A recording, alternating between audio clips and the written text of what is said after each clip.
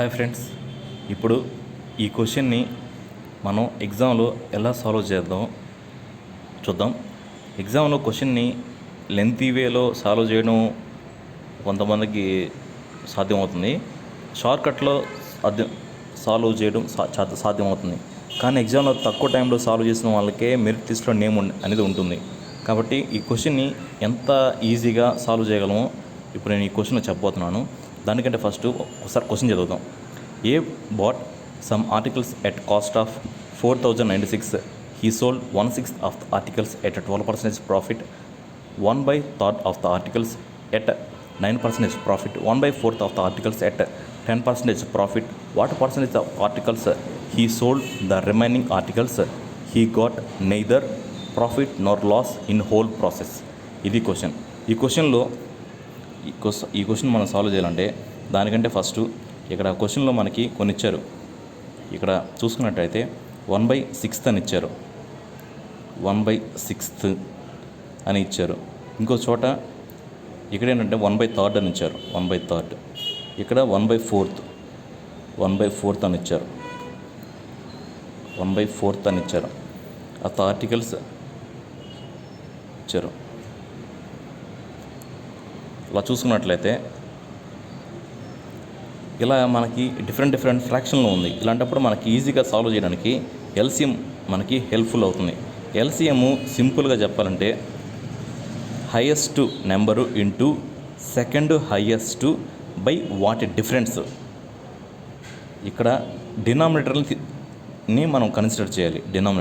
ఈ denominator highest ఏది? 6. Second ఏది? సెకండ్ 4. వాటి మధ్య డిఫరెన్స్ ఎంత? 2 చేస్తే 12 అన్నమాట. ఇప్పుడు సపోజ్ ఇక్కడ మనకు 12 వచ్చింది కాబట్టి ఓకే. ఇన్ కేసు ఇక్కడ వచ్చిన ఏదైనా నెంబర్ కానీ ఈ 12తో డివిజిబుల్ కాకపోతే అప్పుడు ఏం చేయాలంటే దీని ప్లేస్లో ఇంటూ n పెట్టండి. ఇక్కడ n అంటే n is equal to 1 2 3 so on అనమాట. 12 ఇంటూ 1 కానీ పెడితే 12 అవుతుంది. ఇన్ కేస్ అది దీంతో డివిజిబుల్ కాకపోతే 12 ఇంటూ 2తో మల్టిప్లై చేస్తే ఇంటూ 24 అవుతుంది. అప్పుడు అది వాటిలో ఏదో ఒకటి 12తో మనకి డివిజిబుల్ అవుతుంది. అదినా కాకపోతే ఇక్కడ n ప్లేస్లో 3 పెట్టుకుంటే అప్పుడు అలా సాల్వ్ అవుతుందన్నమాట. ఇది సింపుల్గా మనం క్వశ్చన్ సాల్వ్ చేయడానికి ఉన్న మెథడ్ అనమాట. ఇప్పుడు చూసుకుంటే ఇప్పుడు ఈ క్వశ్చన్లో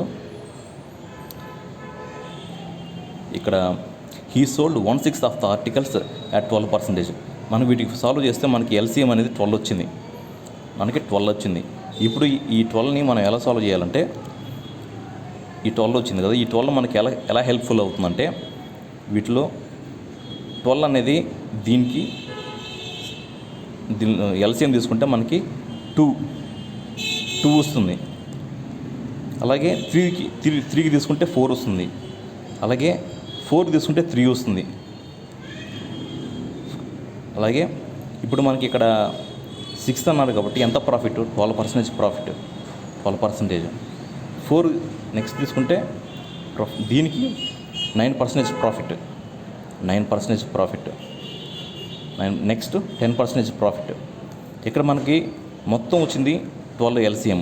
సో ఇక్కడ కూడా 12 పార్ట్స్ అన్నమాట, 12 పార్ట్స్. ఇప్పుడు మనకి ఇక్కడ ఎంత ఉందో చూసుకోవాలి. 2 4 6 3 9కి ఇంకా 3 కానీ కలిపితే అది మనకు 12 అవుతుంది. ఇక్కడ న్యూమినేటర్లో ఉన్నవి దీనికి ఈక్వల్ అవ్వాలి. సో తీసుకుందాం. ఇక్కడ క్వశ్చన్ ఏమన్నారు? What percentage of loss he sold remaining అన్నారు, లాస్ అన్నారు. ఎక్కడేమొచ్చింది? ప్రాఫిట్. లాస్ అన్నారంటే ఈ లాస్ట్దే మనకి లాస్ వచ్చినట్టు కదా, ఎందుకంటే ఇక్కడ ఎక్కడే ఇవ్వలేదు కాబట్టి ఇదే ఖచ్చితంగా లాస్ అయినట్టు అర్థం అన్నమాట. ఇన్నర్ మీనింగ్ అది. నెక్స్ట్ ఏమన్నారు? He got neither profit not loss in whole process. ఈ హోల్ ప్రాసెస్లో అతనికి లాభంగా నష్టంగా రాలేదు అని అంటే దాని అర్థం ఏంటంటే 0 అని అర్థం. ఇక్కడ 0 అని అర్థం. ఇప్పుడు సింపుల్గా ఇప్పుడు దీన్ని ఎలా సాల్వ్ చేయాలంటే ఇక్కడ ఉన్న వాటిని ఏంటంటే దీన్ని మల్టిప్లై చేయాలి. న్యూమినేటర్ని మనం మల్టిప్లై చేయాలన్నమాట. ఇప్పుడు 2ని 12ని చేస్తే ఎంత వస్తుంది? 24 పిఎఫ్ పర్సంటేజ్, అది 36 PF percentage plus 30 PF percentage, ఇది -3xp percentage is equal to 0. Total by ఇలాంటి క్వశ్చన్ ఇచ్చినప్పుడు ఏంటంటే సింపుల్గా దీనికి యాక్చువల్ ఫార్మ్ ఏంటంటే total profit by total cost price into 100 అనమాట. ఇక్కడ ఏంటంటే మనం ఈ విధంగా చేసిన తర్వాత డినామినేటర్లో మనకి టోటల్ పార్ట్స్ ఎంత ఉంటాయి, ఎల్సిఎం ఎంత వస్తే మనకి డినామినేటర్ కూడా అంతే వస్తాయి అనమాట. ఇక్కడ ఎల్సిఎం 12 ఉంది కాబట్టి ఇది కూడా 12 ఉండాలి. ఒకసారి కౌంట్ చేద్దాం. 2 4 6 6 9 9 12. So 12 parts. ఇది ఎడిపోతే 0 అయిపోద్ది. సో ఇప్పుడు మనకి ఇక్కడ ఎంత ఉంది, 24 36 30. పాజిటివ్లు చూద్దాం, నెగిటివ్ తర్వాత చూద్దాం. First 24 36 60 90 percentage. మైనస్ని అవతల పంపించేస్తే ప్లస్ 3xp పర్సంటేజ్. ఇది అడిపోవడం వల్ల 0 అయిపోద్ది. ఓకే, ఇప్పుడు మనం సాల్వ్ చేస్తే పర్సంటేజ్ పి క్యాన్సిల్, ఇది 30. So x equal to 30% of loss. ఇదన్నమాట. నేను మీకు అర్థమయ్యేలా చెప్పడం కోసం ఇలా వివరంగా స్టెప్ బై స్టెప్ వేసాను. డైరెక్ట్గా అయితే మనం చాలా ఫాస్ట్గా చేయొచ్చు ఎగ్జామ్లో అయితే. ఇదైతే చాలా తక్కువ. ఎంత పెద్ద క్వశ్చన్ ఏంటి ఎంత పెద్దది ఉందని భయపడాల్సిన అవసరం లేదు. ఇది చాలా సింపుల్ మెథడ్. ఈ సింపుల్ మెథడ్తో మనం ఎగ్జామ్లో ఈజీగా మనం అనుకున్న టైం కంటే చాలా తక్కువ టైంలోనే మనం ఆన్సర్ సాల్వ్ చేయొచ్చు. అలా చెప్పుకున్నట్లయితే ఈ టైప్ ఆఫ్ క్వశ్చన్స్ ఎగ్జామ్లో మనకు చాలాసార్లు ఇచ్చారు.